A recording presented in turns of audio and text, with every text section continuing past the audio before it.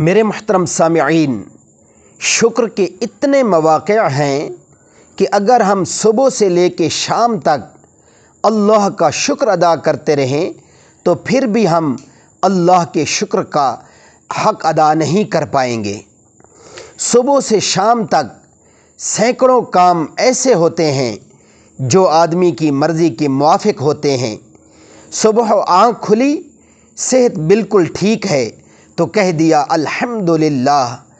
گھر والوں کو دیکھا کہ وہ بھی سب تندرست ہیں تو چپکے سے کہہ دیا الحمدللہ۔ نماز کو گئے، جماعت مل گئی، الحمدللہ۔ صبح وقت پر ناشتہ مل گیا، الحمدللہ۔ کام پر جانے لگے، خطرہ ہے کہ دیر نہ ہو جائے مگر صحیح وقت پر کام پر پہنچ گئے تو کہہ دیا الحمدللہ۔ بس میں جانے کا خطرہ ہے، بس ملے نہ ملے، مل گئی، کوئی سواری مل گئی تو کہہ دیا الحمدللہ۔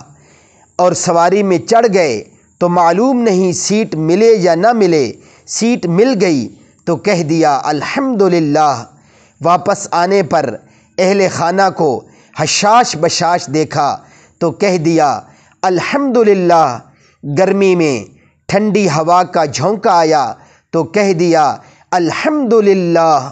غرض میرے محترم سامعین، جو بھی کام چھوٹا ہو یا بڑا طبعیت کے موافق ہو جائے یا کوئی دعا قبول ہو جائے، جس بات سے بھی دل کو لذت و مسرت حاصل ہو، جس کار خیر کی بھی توفیق ہو جائے، اس پر اللہ کا شکر دل اور زبان سے ادا کرنے کی عادت ڈال لیں۔